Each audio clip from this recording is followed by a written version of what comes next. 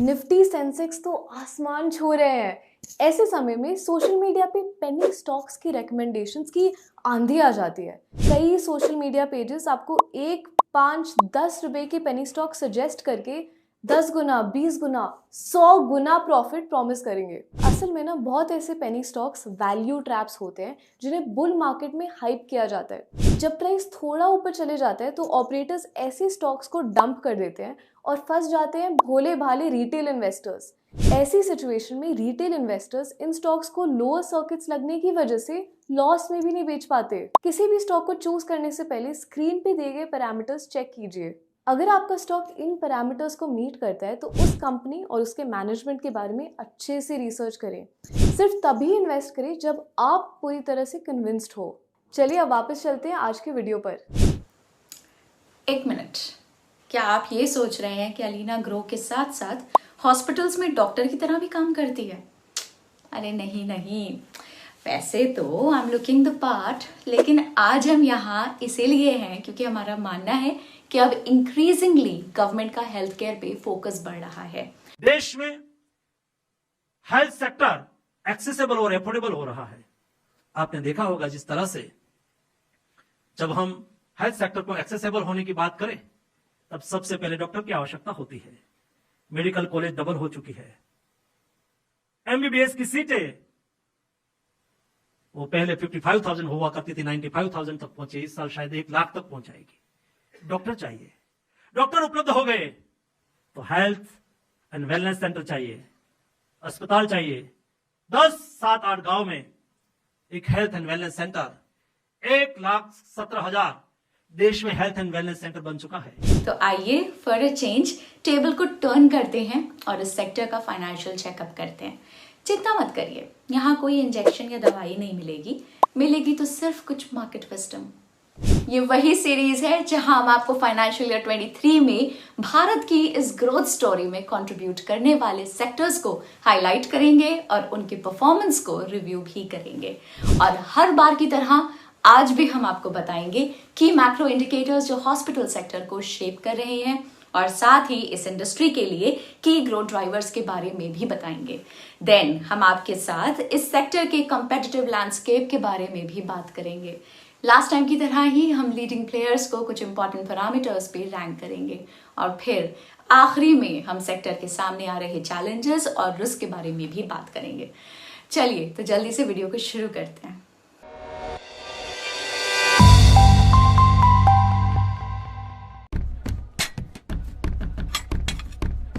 Hospital sector overall health care industry का एक major हिस्सा है। इससे पहले कि हम हॉस्पिटल सेक्टर को समझें, चलिए एक क्विक रिकैप लेते हैं। As assessed in March 2023 from World Health Organization, India current healthcare expenditure as percentage of GDP financial year 18 से लेके financial year 20 तक constant 3% मेंटेन रहा है।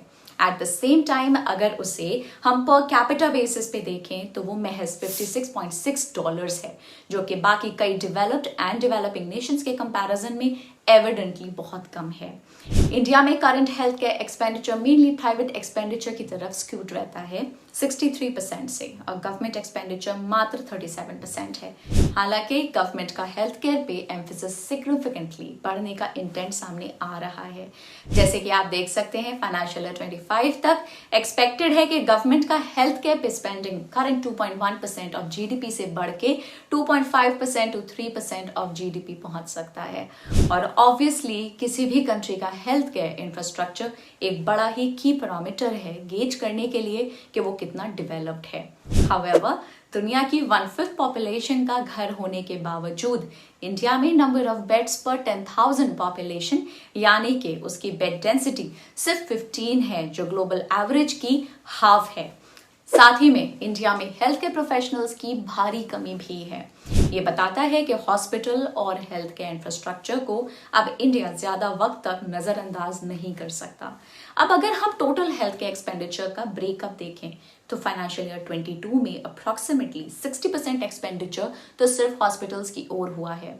अब बढ़ते हैं आगे, जहां मैं आपको हॉस्पिटल्स कितने टाइप्स के होते हैं वो समझाऊंगी। जनता के लिए तो सारे हॉस्पिटल सेम लगते हैं, लेकिन सर्विस, कॉम्प्लेक्सिटी ऑफ एलिमेंट और ओनरशिप के हिसाब से हॉस्पिटल्स को क्लासिफाई किया जाता है। टाइप्स ऑफ सर्विसेज के बेसिस पे कैटेगराइज करें तो मिलते हैं 3 तरीके के हॉस्पिटल्स। प्राइमरी केयर यानी कि आपके फ्रेंडली नेबरहुड क्लिनिक्स और डिस्पेंसरीज, ये यूजुअली किसी भी मरीज के लिए फर्स्ट पॉइंट ऑफ कांटेक्ट होते हैं, जहां वो मेनली रूटीन हेल्थ स्क्रीनिंग्स और वैक्सीनेशंस के लिए आते हैं। सेकेंडरी केयर में सिवियर कंडीशंस अटेंड किए जाते हैं जो प्राइमरी केयर सेंटर्स में पॉसिबल नहीं होते। यूजुअली ये छोटे शहरों में 30 किलोमीटर से 100 किलोमीटर्स के आसपास पाए जाते हैं, जहां internal medicine, general surgery, obstetrics and gynaecology जैसे मेडिकल फैसिलिटीज अवेलेबल होते हैं। जनरली इन हॉस्पिटल्स में एनीवेयर बिटवीन 50 to 200 बेड्स की कैपेसिटी रहती है, जिसकी लगभग 10% आईसीयू के लिए रखी जाती है। नेक्स्ट, टर्शरी और क्वाटर्नरी केयर की बात करें तो स्पेशलाइज्ड केयर के लिए बनी होती हैं, जैसे कि multi organ failure, high risk and trauma cases, और मेनली ये बड़े बड़े शहरों में ही पाई जाती हैं। यहाँ पे आपको 150 से 1500 जितने बेड्स देखने को मिल सकते हैं, जिसमें से 1/4 जितनी कैपेसिटी क्रिटिकल केयर के लिए रिजर्व करी जाती है। और अगर हमें कॉम्प्लेक्सिटी ऑफ एलिमेंट के बेसिस पे हॉस्पिटल्स को क्लासिफाई करना है कि ये अलग अलग लेवल्स ऑफ केयर में हर एक एलिमेंट या कंडीशन में किसी तरह की फैसिलिटीज मिल सकती हैं, तो ये हमें कुछ इस तरह का दिखेगा। और ये कुछ बिजनेस मॉडल्स हैं जिसके बेसिस पे हॉस्पिटल्स ऑपरेट होते हैं। हालांकि इंडिया में सेकंड मॉडल ही ज्यादातर फॉलो होता है, जहां विजिटिंग या कंसल्टिंग डॉक्टर अपनी फीस का कुछ परसेंटेज हॉस्पिटल के साथ शेयर करते हैं। और कुछ हॉस्पिटल्स ऐसे भी होते हैं जो रेप्यूटेड डॉक्टर्स को रिटेन करने के लिए उन्हें हॉस्पिटल में इक्विटी भी देते हैं। अब अगर हॉस्पिटल के रेवेन्यू मिक्स की बात करें तो ये जनरली ओपीडी और आईपीडी के बेसिस पे कंसिडर करी जाती है। ओपीडी, आईपीडी, ओपीडी यानी कि आउट पेशेंट डिपार्टमेंट इनकम में पेशेंट का एग्जामिनेशन, डायग्नोस्टिक्स और सर्जरीज का कॉस्ट कंसिडर करा जाता है।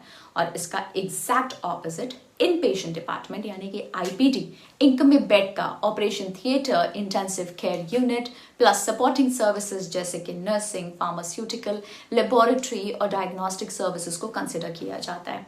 हॉस्पिटल्स अपना मैक्सिमम रेवेन्यू आईपीडी से ही कमाते हैं। अब जैसा कि हमने बताया कि इंडिया अब हेल्थ केयर और हेल्थ केयर इंफ्रास्ट्रक्चर में ज्यादा पीछे नहीं रहना अफोर्ड कर सकता, जिसका इम्पैक्ट हम प्रोजेक्शंस और ग्राउंड पे दोनों पे ही देख रहे हैं। एक्सपेक्टेड है कि हेल्थ केयर इंडस्ट्री का मार्केट साइज फाइनेंशियल ईयर 27 तक 5 ट्रिलियन रुपीज से इंक्रीज होके 8.6 ट्रिलियन रुपीज तक पहुंच सकता है, जो कि 11.3% CAGR का ग्रोथ बनता है। वैसे क्या आपको पता है, प्रधानमंत्री जन आरोग्य योजना जो कि दुनिया की लार्जेस्ट हेल्थ एश्योरेंस स्कीम है, वो आज गवर्नमेंट के हेल्थ केयर सेक्टर पे फोकस होने के इंटेंट का सबसे बड़ा प्रूफ है। गवर्नमेंट की आयुष्मान भारत स्कीम के तहत 1,54,338 health and wellness centre setup हुए हैं as of December 2022।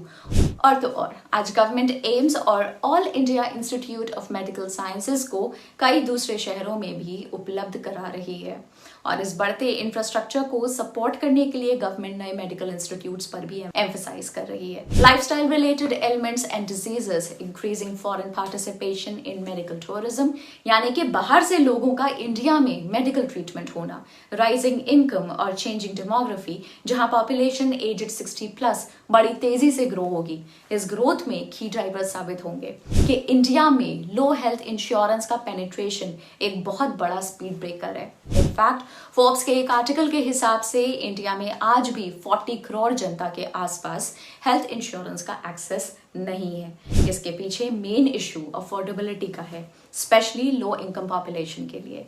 In financial year 19 around 48% total health care spending was made from out of pocket payments. लेकिन अब इंडिया बदल रहा है, ज्यादा से ज्यादा लोग आज हेल्थ इंश्योरेंस लेने की ओर बढ़ रहे हैं। और जैसे कि आप देख सकते हैं, फाइनेंशियल ईयर 27 तक इंडिया में हेल्थ इंश्योरेंस पेनिट्रेशन करंट 38% से बढ़ के 47 से 50% तक होने की एक्सपेक्टेशन है। और जैसा कि हमने स्टार्टिंग में बताया कि इंडिया में हेल्थ केयर एक्सपेंडिचर का प्राइवेट प्लेयर्स की तरफ झुकाव है एज कंपेयर टू गवर्नमेंट, और ये हमें market size in value terms में भी दिखाई देता है। प्राइवेट हॉस्पिटल्स आज 69% of the total hospital market constitute करते हैं, जिसमें से 12 से 14% लार्ज चेन हॉस्पिटल्स हैं और 86 से 88% small to medium scale. Strong post covid recovery के बीच इंडिया का हॉस्पिटल सेक्टर कैपेक्स फ्री पर है। इनफैक्ट अगर अपोलो हॉस्पिटल्स एंटरप्राइज लिमिटेड की ही बात करें तो वो अगले 2 से 3 साल में 30 बिलियन रुपीस का इन्वेस्टमेंट कर रहे हैं to add 2000 beds. Krishna institute of medical sciences same period में अपने बेड्स की कैपेसिटी को डबल करके 8000 तक पहुंचाने का प्लान कर रहे हैं। Fortis health care limited 1400 beds अगले 3 साल में ऐड करना चाहते हैं। इंडियन हॉस्पिटल्स ने अपनी टॉप लाइन को 16% ईयर ऑन ईयर ग्रो किया है इन फैक्टर्स की वजह से। Improved average revenue per occupied bed यानी कि ARPOB, increased occupancy levels, a higher number of operational beds plus a reduction in the average length of stay यानी कि ALOS। हाँ, मैं समझ सकती हूँ ये मेडिकल टर्म्स हमेशा इतनी कॉम्प्लिकेटेड क्यों होती हैं, है कि नहीं। चलिए क्विकली इन एक्सोटिक टर्म्स को समझ लेते हैं। Average revenue per occupied bed यानी कि ARPOB, ईच बेड से कमाया इन पेशेंट रेवेन्यू और कितने दिन के लिए वो बेड ऑक्यूपाइड रहा है उसके बेसिस पे ARPOB को कैलकुलेट करा जाता है। इसे कैलकुलेट करने के लिए टोटल रेवेन्यू को नंबर ऑफ बेड्स और total number of days in a financial year के प्रोडक्ट से डिवाइड करके कैलकुलेट करा जाता है। नेक्स्ट आते हैं ऑक्यूपेंसी रेट पे। ये मैट्रिक हमें हॉस्पिटल के एक्चुअल यूटिलाइजेशन को शो करता है। मान लीजिए पूरे साल में एक 150 बेड हॉस्पिटल में पेशेंट्स ने 33,000 बेड डेज अक्यूमुलेट किए हैं। इस केस में हॉस्पिटल का occupancy rate 33,000 divided by 365 multiplied by 150 यानी कि 60% है। और lastly average length of stay यानी कि ALOS की बात करें तो ये हमें बताता है कि ऑन एन एवरेज पेशेंट कितने दिन हॉस्पिटल में स्पेंड करता है। एक पीरियड में cumulative total stay of patient divided by total discharges in the same period. हालांकि ऑर्गेनिक ग्रोथ के साथ साथ इंडिया की हॉस्पिटल इंडस्ट्री इनऑर्गेनिकली ग्रो करने में भी पीछे नहीं है। आइए जानते हैं अर्नेस्ट एंड यंग के health care leader and partner से कि इंडिया की हॉस्पिटल स्पेस M&A एक्टिविटी के लिए क्यों राइप है। Taiwan, you have been looking at the overall sector and you have looked at all the transactions as well as what are the factors that have created a shift in many dynamics. First, help us understand how has the deal flow and the traction picked up? Sure, thanks, Nisha. I think the healthcare sector has been, is, and will continue to be the bastion of private equity capital in the country. Yes. I think the sector has drawn clearly $8 billion in investments over the last 5 years. It represents 5% of the entire private equity capital flow into the country versus sub 2% Yes. pre-COVID. Yes. If you look at the M&A activity itself, I think last 2 years we've seen 99 deals, again double of what it was pre-COVID. And clearly the market structure, Nisha, lends itself to consolidation. So we've got 45 to 50,000 hospitals in the country today. Yes. Only 3% of them are more than 100 beds Yes. versus 40 to 45% in the US or China. So an average of just 20 beds per entity versus 200 beds globally. And only 2% of our hospitals are NABH accredited. So clearly this is a market structure which really is ripe for consolidation. चलिए अब जब हमने hospital sector का थोड़ा picture समझ ही लिया है तो अब उसमें मौजूद प्लेयर्स की भी बात कर लेते हैं। इस वीडियो के लिए हमने टॉप 9 लिस्टेड हॉस्पिटल्स को वेरियस पैरामीटर्स के ऊपर कंपेयर किया है। Number of beds, occupancy rate, ALOS, ARPOB, ROCE। और ताकि हम आपको एक क्वांटिटेटिव पिक्चर दिखा सकें, हम इन हॉस्पिटल्स को हर एक पैरामीटर पे उनकी रैंकिंग के मुताबिक पॉइंट्स देंगे और आखिर में एक टेबल के थ्रू उनके ओवरऑल परफॉर्मेंस को समराइज करेंगे। यानी कि अगर कोई हॉस्पिटल एक पैरामीटर में सबसे बेस्ट है तो उन्हें 9 पॉइंट्स मिलेंगे और जो सबसे लास्ट रैंक है उसे 1 पॉइंट मिलेगा। ये स्कोरिंग हम 9 कंपनीज के लिए सभी पैरामीटर्स पे करेंगे और फिर लास्ट में टोटल पॉइंट्स के हिसाब से रैंक करेंगे। क्लियर है?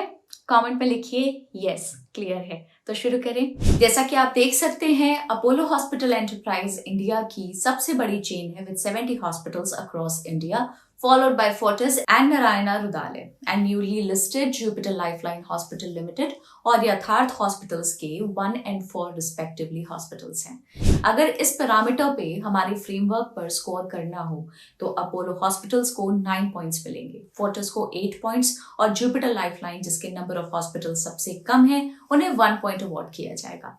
हालांकि ये चार्ट बड़ा इंटरेस्टिंग है जो हमें बताता है कि higher the number of hospitals does not necessarily mean higher number of beds. जी हाँ, अपोलो ये हाइपोथेसिस को जरूर फॉलो करता है, लेकिन नंबर 2 स्पॉट पर देखिए। इवन दो फोर्टिस के नारायणा रुदाले से ज्यादा हॉस्पिटल्स हैं अक्रॉस इंडिया, लेकिन उनके total number of beds Narayana रुदाले से कम है। और ओवरऑल देखें तो जुपिटर लाइफलाइन के सबसे कम बेड्स हैं अमंग द लिस्टेड प्लेयर्स। तो अगर हमें हॉस्पिटल बेड्स के पैरामीटर पे इनको स्कोर करना हो तो अपोलो को 9 पॉइंट्स मिलते हैं, नारायणा रुदाले को 8 पॉइंट्स और जुपिटर लाइफलाइन को 1। नेक्स्ट, अगर हम फाइनेंशियल ईयर 23 स्पेसिफिक कुछ की सेक्टर स्पेसिफिक मेट्रिक्स पे नजर डालें तो हमें पता चलता है कि 76% के साथ मैक्स हेल्थ केयर की ऑक्यूपेंसी रेट सबसे ज्यादा है और 69% के साथ KIMS का सेकंड हाईएस्ट ऑक्यूपेंसी रेट रहा है और ऑन द सेम पैरामीटर यथार्थ का सबसे कम ऑक्यूपेंसी रेट रहा है। एज यूजुअल अब इनको पॉइंट्स भी दे देते हैं। मैक्स हेल्थ केयर को मिलते हैं 9 points followed by 8 to KIMS और जैसा कि आप देख सकते हैं यथार्थ ने सबसे कम ऑक्यूपेंसी रेट दिखाया है तो उन्हें दिया जाता है 1 पॉइंट। और अगर एवरेज लेंथ ऑफ स्टे यानी कि ALOS के बेसिस पर इनको रैंक करें तो ये 4.5 डेज के साथ नारायणा रुदाले का सबसे ज्यादा है और ग्लोबल हेल्थ केयर का 3.3 डेज के साथ सबसे कम। इस मैट्रिक पे नारायणा रुदाले को 9 पॉइंट्स अवार्ड होते हैं और ग्लोबल हेल्थ को 1। Moving on, average revenue per occupied bed यानी कि ARPOB के बेसिस पे अगर इन हॉस्पिटल्स को एनालाइज करना हो तो 67,400 रुपीज के साथ मैक्स हेल्थ केयर का सबसे हाई ARPOB है और यथार्थ का 26,500 रुपीज के साथ सबसे कम। और अकॉर्डिंगली इनको पॉइंट्स दूं तो of course max health care को 9 पॉइंट्स मिलेंगे और यथार्थ को 1। लास्टली अगर हम इसे एक फाइनेंशियल मैट्रिक पे इवैल्यूएट करें तो 37.6% के साथ मैक्स हेल्थ केयर का सबसे ज्यादा रिटर्न ऑन कैपिटल एम्प्लॉयड रहा है और हेल्थ केयर ग्लोबल का सबसे कम। और हाँ, ध्यान रहे यथार्थ हॉस्पिटल और Jupiter lifeline hospitals recently listed companies है। और अब आप अपनी स्क्रीन पे एक टेबल देख सकते हैं जहां हमने ऊपर डिस्कस करे सभी मेट्रिक्स पे भारत की 9 हॉस्पिटल्स को रैंक किया है based on the performance in financial year 23। तो जैसा कि आप देख सकते हैं हमारे स्कोरिंग फ्रेमवर्क के मुताबिक फाइनेंशियल ईयर 23 में max health care institute limited clear winner है और YHTC ने लास्ट फिनिश किया है। चलिए अब देखते हैं इन कंपनीज के पिछले 1 साल के रिटर्न्स को। चलिए अब इस सेक्टर से जुड़े चैलेंजेस को समझते हैं। हमने वीडियो की शुरुआत में बताया था कि किस तरह हेल्थ केयर इंफ्रास्ट्रक्चर में इंडिया बाकी कंट्रीज के अगेंस्ट बड़े ह्यूज मार्जिन से लैग कर रहा है, लेकिन इसके अलावा भी इस सेक्टर के सामने काफी सारे चैलेंजेस खड़े हैं। Health care financing is a pain point. India में नियरली 17% ऑफ रूरल पॉपुलेशन और लगभग 14% अर्बन पॉपुलेशन उधार पे डिपेंडेंट रहते हैं अपनी मेडिकल नीड्स और इमरजेंसीज को मीट करने के लिए। और तो और नियरली 80% रूरल पॉपुलेशन और 84% अपनी हाउस होल्ड सेविंग्स को ब्रेक करके अपने हेल्थ केयर रिलेटेड जरूरतों को पूरा करते हैं। हालांकि होप है कि आयुष्मान भारत और इंक्रीजिंग हेल्थ इंश्योरेंस पेनिट्रेशन इस प्रॉब्लम को सॉल्व करेंगे ताकि ज्यादा से ज्यादा लोग बेस्ट हेल्थ केयर फैसिलिटीज को अवेल कर पाएं और इन टर्न ये इंडिया में हेल्थ केयर इंफ्रा स्पेंडिंग को फोर्स करे।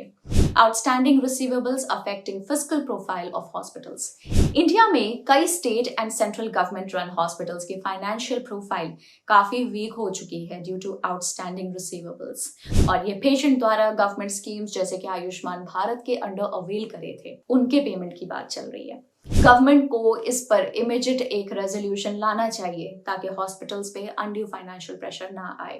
Positive of experience specialised doctors. और लास्टली मोर इम्पोर्टेंटली इंडिया में स्पेशलाइज्ड और एबल डॉक्टर्स की बहुत बड़ी गैप दिखाई दे रही है और कहीं ना कहीं यही स्पेशलाइज्ड डॉक्टर्स किसी हॉस्पिटल के ब्रांड को रेस करते हैं और इस पैरामीटर पर भी इंडिया बहुत ही ज्यादा पीछे है। तो देखते हैं आगे आगे होता क्या है। ये थी कहानी हॉस्पिटल इंडस्ट्री की। क्या आपके पास कोई हॉस्पिटल का शेयर है? अगर हाँ तो उस कंपनी ने आपको कितने % रिटर्न्स दिए हैं अभी तक? कमेंट्स में जरूर बताइए। क्या आपको पता है हम ग्रो के इंस्टाग्राम और फेसबुक हैंडल्स पे भी स्टॉक मार्केट और इन्वेस्टिंग से रिलेटेड ढेर सारा इंटरेस्टिंग कंटेंट पोस्ट करते हैं। अगर आप वो मिस नहीं करना चाहते तो अभी ग्रो को इंस्टाग्राम और फेसबुक पे फॉलो करिए।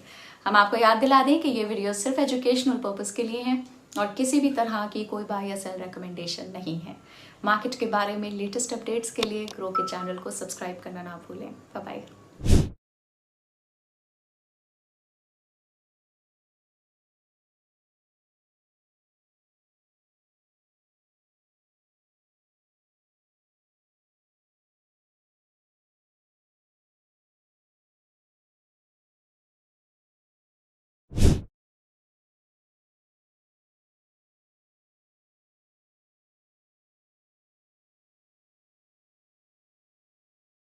Investment in securities market are subject to market risks. Read all the related documents carefully before investing. Please read the risk disclosure documents carefully before investing in equity shares, derivatives, mutual fund, and or other instruments traded on the stock exchanges.